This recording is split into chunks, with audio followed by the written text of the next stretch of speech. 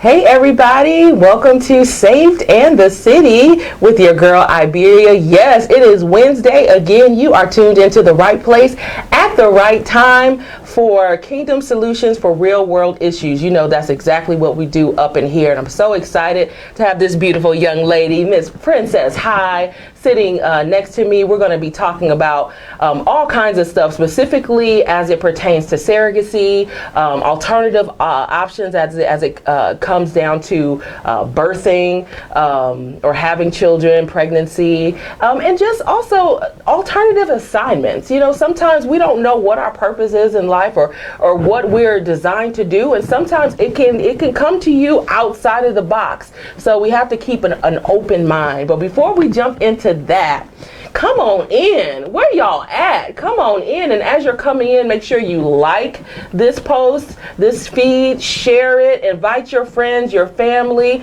Nobody wants to talk to an empty room. I need each and every one of you to come on up in here. Now, I gotta take some time to give a shout out to some of the people that support me on a regular basis. Y'all already know I wouldn't even be on this earth without my mama. So I gotta give a shout out to Mima's Gourmet Delights. Oh my God, if y'all need, have you had? Red velvet cakes. I'm just trying to say. She knows me. I love my red velvet cakes. So some people's favorites are the red velvet. Other people's favorites are the caramel cakes. Listen, y'all, she make a banana pudding cake. It's to live for. That's all I gotta say. But if you want your sweet treat, any type of Southern style dessert, make sure you visit Mima at www.mymimas.com. Again, www.mymimas.com, or give her a call at 414-418-0616. Also, shout out to LZ Flanard of Enterprise Now. I wouldn't even be in the podcast world if it were not for him and everything that he does for entrepreneurs and podcasters alike. So shout out to LZ Flanard. Make sure you check out everything that he's doing on Enterprise Now. Just search Enterprise Now on your Facebook and you will be able to plug right into everything that he's doing. Also, shout out to Neo Soul Productions for getting me right on today. Of course, we love LaShondra up in here. And again, a lot of times you see the one person, but doing the work and doing the things, but it takes a village. We say to raise a child, but it really does take a village to get your vision moving and walking, because our visions are kind of like our babies, So I thank each and every one of the people who support me, and of course each and every one of you for even tuning in. So thank you guys so much. So again, if you're just joining, make sure you like this post, share this post. It's about to get real good. All right, Princess. You here? Yes, I'm here. We in the building. So before we get into the topic at hand, why don't you start for people who don't know Princess High? Tell them a little bit about you. I mean, this girl is so multi-talented. Like, we could talk about the surrogacy, or we could just talk about the fact that she play all kind of string instruments, comes from a musical family. I mean, and it goes on. But I don't have to say it because we can get it from the horse's mouth. Sure. Tell the people, yes. I'll keep it brief. So my name is Princess High. We know that. I am first and foremost a school teacher. That is my career by trade. Mm-hmm. I work for Milwaukee Public Schools. I teach English as a second language. Interesting. Yes, not a lot of people know that. And then they ask me, oh, what is that? What do you speak? I'm like, I speak English. So I'm teaching English. So I also am a violinist. As you mentioned, I play for my home church, No Middle Ground, as well as another church, Summerfield United Methodist Lutheran Church, or excuse me, it's not Lutheran, it's Methodist. Summerfield United Methodist Church is what I'm trying to say, excuse me. And then I also am a nanny, and now a surrogate. Now a surrogate. Yes. Wow, that's interesting. And you say that, so do you look at surrogacy then like a job? It is. Okay. I do, and I feel that it is. It is something that. I think you almost have to, you know what I mean? Because when it comes down to it, so I don't know, there's so many questions, y'all, that, I want to ask. And I know that, some of you may even have questions. I can't see all of the of the comments that you guys may post, but we can definitely go back to them after the live feed is over. So as you guys have questions for Princess, put them on the feed and we'll make sure that we answer them, because y'all can stop inboxing her now. Okay. We're going to get it done right now, right here, so that she can, you know, continue being the beautiful surrogate that she is. But for those people who may not even know what surrogacy is, you hear words and you don't want to sound dumb because you don't know what it is, but maybe talk about the process and what it is, and then let's go a little deeper into why you decided to become a surrogate. Okay, so sure. So being a surrogate is super simple. It's basically carrying a child for another family, or a couple rather. It's not your genetic material. Right. It's not your eggs. I'm not using any part of my when the child comes out, the child will be and belong to another family. It's not like it's my baby.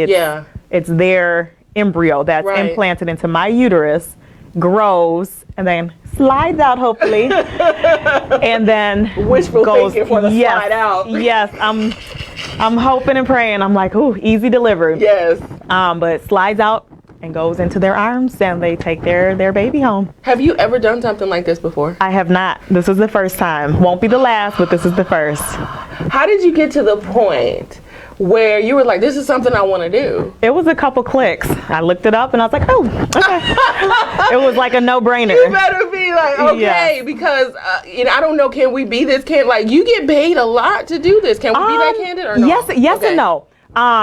So it's not, you know what, it's funny because some people are like, that's a lot. Like mostly guys. Guys are always like, oh, that's a lot, you know, but a lot of women, especially women who have had children, are like, that's it? Like, you know what I mean? It's kind of like, that's a lot. It compares, when you think about what you really are giving and then going through, and then all of the medicine and the traveling, the procedures. It's a lot. Yeah. Wow. You know, but it's a blessing. It is. You know, definitely. for obviously for people who can't have, like, so what, you know, what are the general, I guess, what are the types of people that choose surrogacy? Is it always someone who can't have kids, or? Yes. Okay. So you have to be medically unable to have a child in order to qualify to have a surrogate, a gestational carrier, someone to carry for you. Is the way I understand it. I haven't heard it otherwise, but I'm almost 100% sure that you cannot be able to carry your own child to term to have a surrogate. What are some of your fears doing this? I mean, my thought, my fear would be, like, I understand that this is somebody else's sperm and somebody else's egg together, or what do you, I forget. An embryo. Embryo, that's a better way to say it. Yeah. But I just, the thought of this child, feeling this child grow and then being like, bye. No, I'm like excited for all that, because it's like, that's what I do every day, every year. I graduate kids or move them on to the next, you know, to the next level, and it's like I feel all of those, you know, attachments as a teacher, all those attachments to these children, too, and as a nanny. And it's like, when your time is up, your time is up. It's like you can't hold on to these kids; they're not yours to keep. So I mean, I kind of liken it to that, and it is much different because you know, they're inside of you. The child is, you know, inside of you, so it is different. But it's like it's not, and it's like, I don't want a kid right now. Like, Lord Jesus, I do not want another kid right now. Like, it is a lot of work being a parent. It's so expensive, like, goodness, and like it's I just don't want that. But I loved being pregnant. I loved carrying my daughter, and so it was like, I want to do that again. Like, that would be, like, you know, fun. It's been 9 years. It does. Come on, glowing skin and hair and a little lift. Yes, I love all of that. Like, oh my goodness, I do. Like, I loved all of that, and I had such an easy pregnancy with my daughter. Yeah. So it was like, you know, why not? Like, it's like, I mean, it was just a super, super good fit for me. That makes so much sense. It clears up so much in my brain because immediately I'm thinking, well, it just makes sense too. So those people who are interested in surrogacy, we're fixing something, okay? Y'all know I'm 100. Something's going on behind the camera, so I got to fix things. But when it comes down to it, you know, when you're thinking about giving birth, you know, but you've had the experience. Oh, that's the point. I lost my train, but I got it back now. So those of you guys that are thinking about being a surrogate, okay, y'all got to be prepared and ready. Hearing kind of your background makes sense. You know, she was a teacher, a nanny, and so she's dealt with separation from children that you grow attached to, so it makes sense. But I guess the other thought is, and I know you had a good pregnancy, you know, with your first child, but they say pregnancy is like the closest thing to death for women. Oh, is it? Goodness. Yes. I guess I'm not afraid to die anymore then. No. It's really not bad. It's not bad, especially if you get an epidural. You are blessing my whole life. I don't think it's that bad. Like, it was when I had my daughter, like, the contractions were very intense. Like, it was like, oh my God, like, it was horrible. Like, honestly. And I tried my hardest not to have an epidural. And then my mom was like, you don't need to be tough. Like, you can have an epidural. Like, epidurals have come a long way, apparently. Like, so I did it. I didn't feel it. I don't have side effects. I don't feel anything now, almost 10 years later. Like, my back is fine. And I went to sleep. I woke up, and she came out in 2 pushes, and I was like, oh, that's what the epidural is for. Like, it really does its job. It eases, you know, or at least it did for me. It got rid of that, you know, that death-like, you know, experience. Right. So, like, I didn't find it to be all that bad. I really didn't. So how many months are you now? I'm 20 weeks. I'm 20 weeks this week. So I'm like halfway done, actually. And people are like, oh, you don't even look pregnant. I'm like, nope. No, you really don't. I can still fit my clothes. And it's weird because it's like something. Still take some cute selfies. Yes. I said, come through. I'll be feeling like pregnant wear. Yes, I'm so glad like my face is not filled out yet. Some people do transform. I will. Like, I know, because with my daughter, like, when I was at that point, my nose was like this big, and it's already big, but it was like, oh my God. I definitely had, you know, the pregnant face. But some things I wear, like, you can tell. Like, I went to the gym this morning, and they were like, oh yeah, I didn't know. Like, yep. But then other things I can, you know, tuck.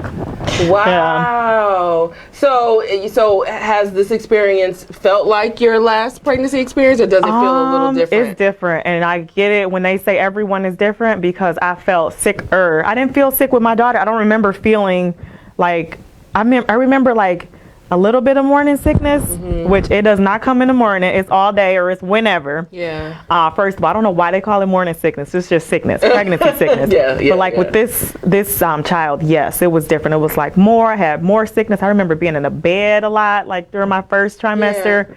I was just like, oh my goodness. Like, so then I would say that's different.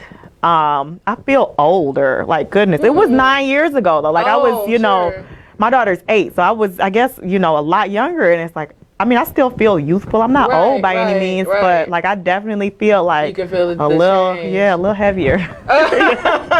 Like, ooh. You're working it out, and I was telling Princess earlier, I'm so ecstatic that she was, you know, open to be so candid, you know, and open and honest with us about this walk, this journey. And you know, one thing that, you know, I was very transparent with her and just sharing with her, like, I have a desire to have a child, and I know that there are lots of people, male and female, who have desire to have children.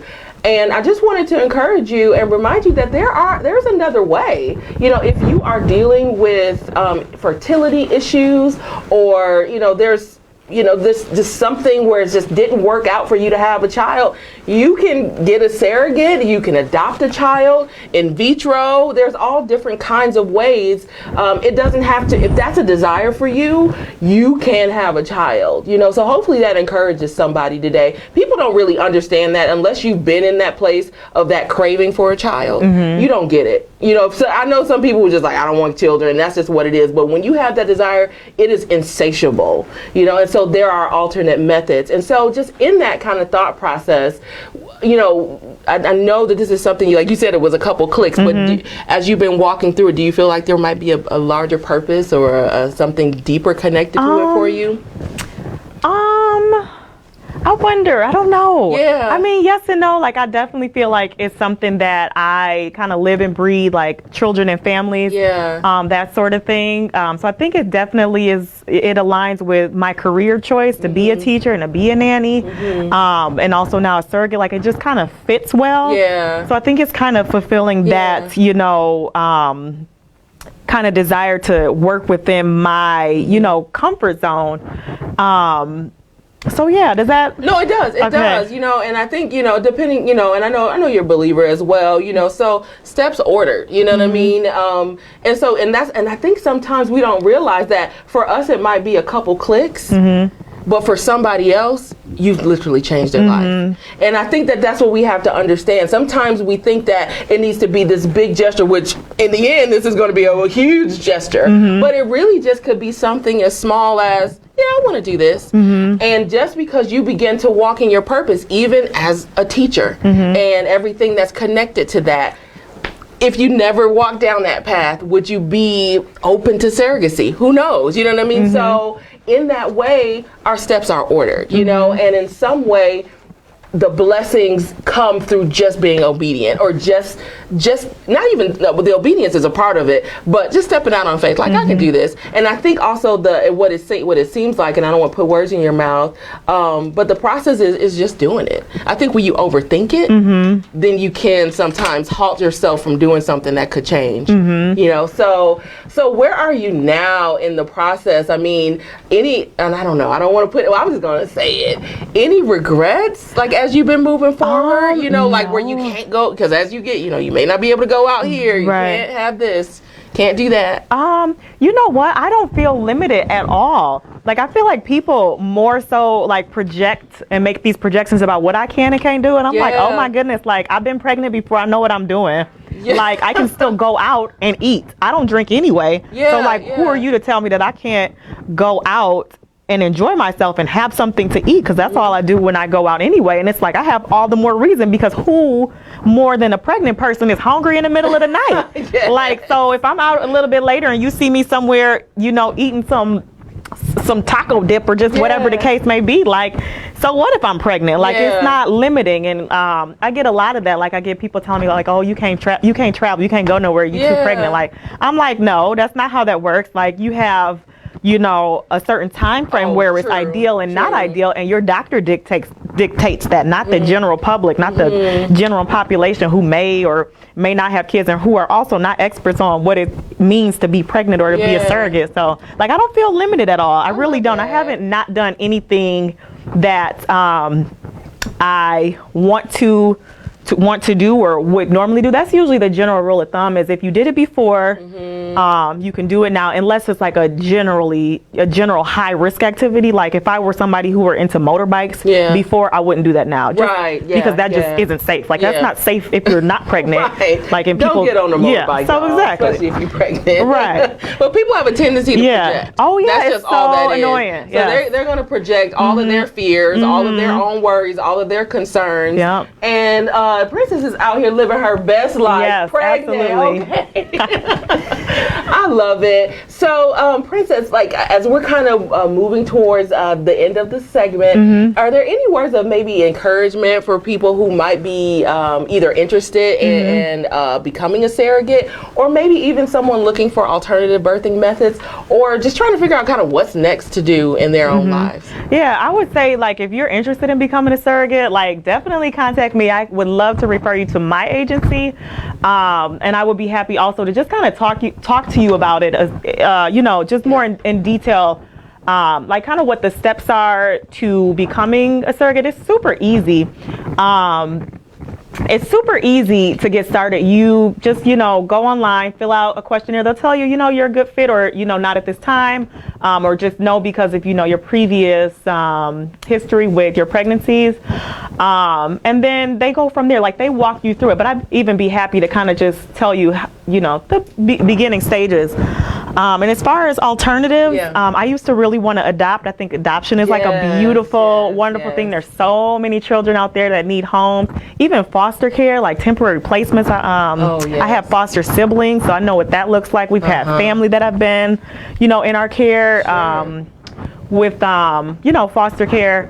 So I think those are great. And then also, yes, talk to your OB or your doctor if you need help with fertility. There's alternative methods that don't even mean, in vitro or anything intense. Like I did acupuncture, like that is a Eastern practice for medicine where people have been successful in increasing fertility. So there's other ways that aren't necessarily surrogacy or in vitro or whatever the case. Like there's, you know, really simple things that you can do, certain things that you can, you know, maybe eat or whatever the case. So, I mean, there's ways. I definitely encourage you to talk to a specialist, talk to your doctor. Don't get information on the street because we don't know. Like, go talk to a professional. There's people that are trained to do this. I don't know. You go on WebMD and you know, and next go to thing everything. Exactly. Well, we did have one question, and you know, it's up to you if you want to answer it or not, because I don't know. I'll be funny about telling people about my money. Right. But they did ask, Shanquelle asked, how much do you get paid? Or maybe you can talk in general. I'll talk generally about that. I won't say how much I get paid, but I will tell you that you can easily find that number or those numbers. I'll give you a specific site, and then I also don't like to say it because I'm in a Facebook group with my Surrogacy sisters, and then I think it's super cute. It's like support group, but like the general rule is that we don't talk about our contractual information. And so I don't know if it would be appropriate for me to say just, you know, based on my contract. But the name of my agency is conceiveabilities.com, or excuse me, that's the website for the agency. And if you do decide to apply, drop my name. I love conceivability. Yeah, I do. I think it's perfect. Conceiveabilities, one word.com. There are numbers on there because I mean, you want to know that before you start applying for stuff. I like to know what I'm going to make before I apply for a job. So there will be numbers on there, and I actually think the numbers they're better than what they were when I signed my contract almost a year ago. So I think the pay has actually gone up, or the compensation rather. So I hope that answers your question. That number or those numbers that you're looking for, you can very quickly do a Google search or type in that email address or that web address, excuse me, conceiveabilities.com, CONCEIVEABILITIES.com. I'm a good speller. How about this? She can spell. Don't do it. Do you know if it's a girl or a boy? I do. I could, but I'm gonna hold water. We gotta have a reveal. Oh my goodness! But you know what the coolest thing is, though? I've known since conception. And I didn't realize that with modern medicine. Yes, they have a person that I never knew. They have an embryologist that can look at an embryo and figure out if it's a girl or a boy, or male or female rather. And so I was just like, what? I think that's the coolest thing. So the family decided what they wanted. And so that's what I have. And like I'm told, I'm so bad. Like I've told everybody that's asked me one-on-one, I'm like, oh, it's a such and such, but don't tell anybody because it's a secret. No, but like half of Milwaukee know, except for us. But we gonna find out once this camera go off. I got y'all. Yes. It was so after it's all over and done, like you said, slide on out, and it goes to the mother and the father. Do you lose all ties with that child? No, not if I don't want to. And they said that they're on the parents, if they're open to that. And they said this family and most families are interested in keeping in touch, and so it'll be, you know, nothing like super. Sure. They'll get their space, I'll get mine, but you know, we will check in, which is going to be nice. And so it'll be nice. We'll just check in. To me that this child can grow inside of you and not belong to you. I get it logically. I get it. But isn't that amazing, guys? I mean, I just think that's it's really awesome, you know, because a lot of times, you know, you again, if you can't have a child naturally, or if some of you can't have a child through in vitro, you just can't carry a child, you know, for full term. So there are other alternatives. Wow. This is so interesting. This was so interesting to me. Thank you again for sharing about your surrogacy and this walk. We're gonna keep tabs. Let us know, you know, if you want to kind of report back. You don't have to report. Live your life. But I'll be checking in on you to make sure you're good. You can't do like a separate baby shower. You know what? I thought about having a push party. Excuse me, a push party. Cute. Yeah, because I'm like, I don't need gifts. I'm like, I'm not keeping the baby, and so I don't need like diapers and a crib and all that. But like, oh, I should just do a push party. That would be fun. Have you heard like that? That's something that exists. That's what people do. Like not for surrogacies, but just in general. Beyonce had a push party. Girl, I didn't even know. Yes. Where you just like what you do? You just get together. Oh. It's like when you get ready to like Lamont's class. No, I think it's just like when you get ready to have a baby. They also have this thing called a sip and see, which is after the baby. I don't drink. I'm familiar with but I'll have some lemonade, like a sip and see. So basically you just have like drinks. I won't have drinks. I don't have drinks, but I drink water, like stuff like that. So like once the baby is born, which there won't be a baby to look at, but for their privacy. But like things like that, there's other ways. I won't do a real baby shower though.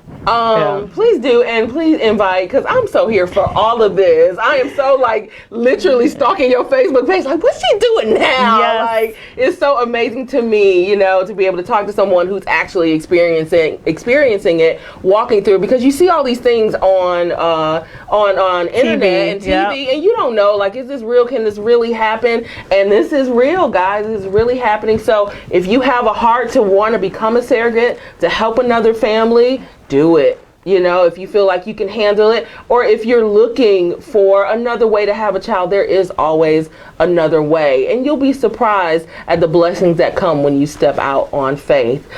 So, Princess, how can they stay connected to you? Because I know outside of, being a surrogate, you do so many other things. But how can they stay connected to you and support? Okay, sure. So you can find me on Facebook. My name is Princess Michelle, that's my Instagram. So I'm at Princess_Michelle_soloist on Instagram, then on Facebook, just Princess Hi. You can find me, add me as a friend, or I might be at my limit, so just follow me. I do check my messages, so I answer, questions here and there. So yeah, social media is probably the best way to look for me. I love it. Before we go, I think we do have one other question. And while we're waiting, okay, it's coming up right here. It says, will she supply breast milk to the family? Oh, that's a great question. Okay. So the family can opt in for breast milk if they want to. So then I'll pump for them and ship. And then if they don't need it, or when they no longer need it, I can donate it or sell it. So, yep. Wow, there's so much to this. I'm sure once this is over, I'm going to have like 500 million more questions. Yep. And I may be reaching out to you just because it's so interesting to me. I don't know if I could do it. At least having my own. Well, I don't know. Child, you never know. You never know. Iberia might be your next surrogate. Who knows? Especially once I see what that check might be. I don't know. All right, so you guys, it's time for your Kingdom Solution. And I know some of you are probably hanging on looking for church announcements. Well, we won't do it on this particular feed. It's actually going to be a separate video for your church announcements, where you can get plugged into all the community happenings and things going on right here in our city. And there is a ton of things happening this weekend, so I'll make sure I get that to you. And then of course your Kingdom Solution, again, is Kingdom Solutions for real world issues. Again, we've been talking about surrogacy, and just overall, once you kind of even go beyond this act that Princess is partaking in, there's more to it. If you look a little bit deeper in your life, there might be something going on, or something that you're experiencing that's not going the way that you planned. There is always another way. I can't remember the exact story in the Bible, but there was, I think it was two men, and they were trying to carry a girl to be healed by Jesus, and they couldn't get through the crowd. They couldn't get through the door. So baby, guess what they did, y'all? They went through the ceiling, okay? Down through the ceiling. So there's always another way. So whatever it is, whether you're dealing with infertility, whether you're dealing with whatever your issue is, change your perception, look a little deeper, believe God, and watch Him reveal to you the things that that only come about when you have faith. All right, I love you guys. It's been your girl Iberia, and this is Princess Hi. I'll make sure I put all of her information in our group so you can stay connected. And until next week, you guys be encouraged.